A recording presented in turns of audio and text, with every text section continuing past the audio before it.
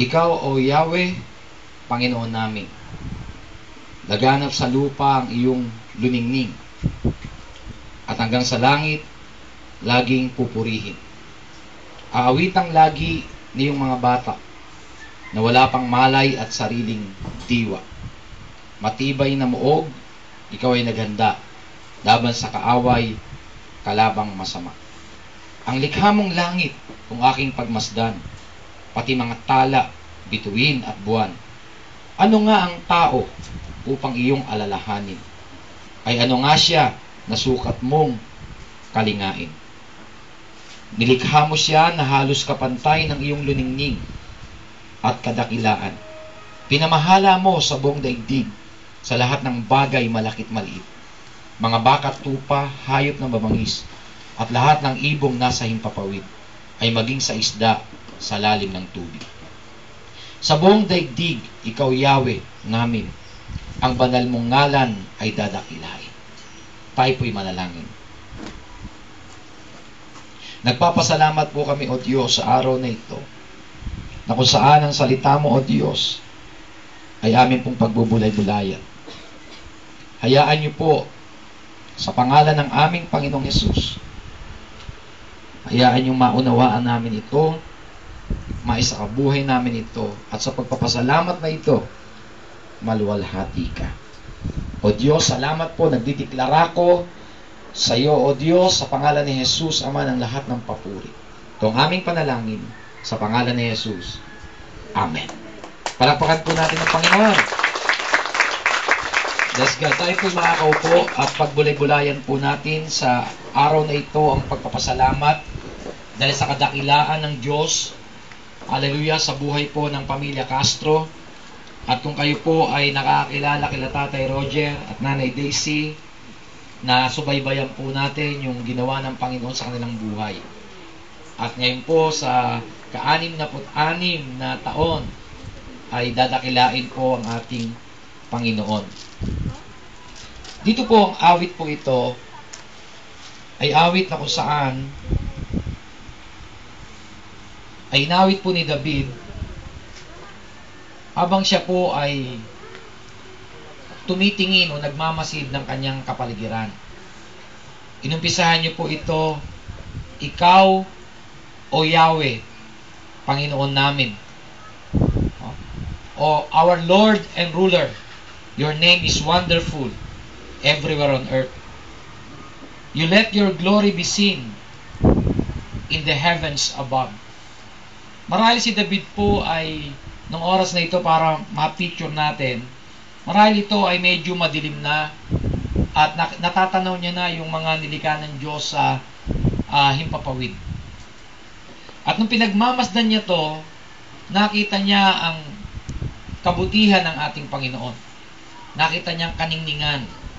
At pagkatapos po, tinuloy niya to, sabi niya, hanggang sa langit, laging pupurihin. Aawitang lagi niyong mga bata na wala pang malay at sariling diwa. Matibay na muog, ikaw ay naganda laban sa kaaway, kalabang masama. So dito makikita po natin, nakita niya na ang pagpupuri sa Diyos ay napakahalaga. Nabanggit niya rin ang mga bata o mga tiny infants o mga babes. No? At sinabi niya kung gaano kadakila ang Panginoon. Sabi niya, you have built a fortress. It makes your enemies silent. And all who turn against you are left speechless. So sa ganito pong kalagayan, no? Biglang-bigla nadako siya sa kanyang sarili patungkol sa Diyos. Para po si Tatay Roger, nung ma-hook siya ng Diyos, ma-focus siya sa Diyos, ang sabi niya bigla, ito lang, ninasa ng aking puso. No? Napakahalaga po yung word na ninasa. No? Ano yung ninasa ni Tatay Roger? Mapaglingkuran ng Diyos sa pamamagitan ng mga senior citizen. No? Yung mga meron pong card na may 20% discount. Kapag meron ka ng card, kasama ka doon. No? Sa 20% na yon. Pero pagkatapos nun, sabi niya bigla sa verse 3 ng binasa natin, ang likha mong langit kung aking pagmasdan, pati mga tala, bituin, at buwan. So dito makikita po natin sa English po, sabi daw, when I consider thy heavens. O sa ibang salin sabi ganon, I often think of the heavens your hands have made. Yung mga nilikha mo, pag pinagmamasdan ko, when I contemplate or look upon, no? Eh yun nga po sa mga pinanonood ng mga bata, yung Lion King. Pagka si Simba ay nalulungkot, tumitingala sa langit, baka nandun ang kanyang amang si Mustafa. Layon lang yun. Pero makikita natin, merong tunay na katotohanan na kapag ang isang tao ay gustong mag-isip tungkol sa Diyos at pagbulay-bulay ng kanyang sarili, minsan naiisip niyang tumingala. Hello? Hello?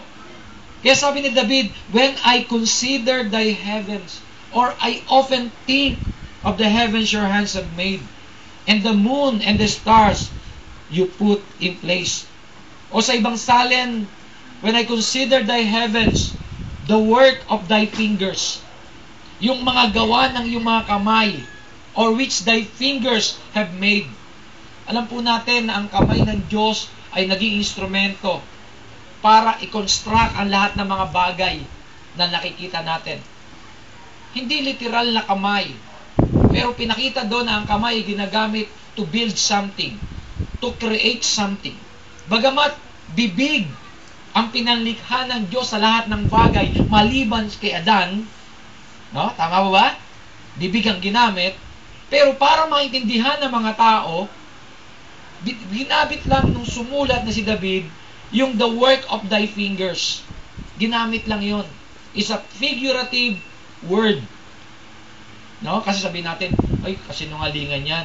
Kasi nilikha ang lahat ng bagay sa bibig ng Diyos. Bakit sinasabi ni David, kamay o daliri? It's a figurative word lang o word of speech. No? So dito po makikita po natin, pinapakita dito na kung gaano kadakila ang Diyos. Kung gaano ka-skillful ang Diyos. That the heavens have been made. Tapos binanggit ang moon, ang stars, showing the remarkable things of God. Kaya, dito po, mapapansin po natin dito, na marahil nung kinukompose ni David to, ito ay madilim o gabi. At nakikita niya lang yung mga stars. Nakita niya yung moon. Na-appreciate niya ng labis-labis ang kagandahan ng isang lugar. No? Minsan sabihin nila, alam mo, Pilipinas, walang maganda dyan. Sino po nakapagsabi ng walang maganda ang Pilipinas? Yung mga tao hindi nag-ikot sa Pilipinas. Hello? Pero pagka naikot mo ang ibang lugar sa Pilipinas, makikita mo na napakaganda pala ng Pilipinas. First time ko nga po ang tawag, snorkeling ba yun? Yung sisisid ka, kasama mo mga dagat, pinapakain mo sa palad mo yung mga isda. No? No? Sabi ko, wow, sarap pala rito sa Puerto Princesa sa Palawan.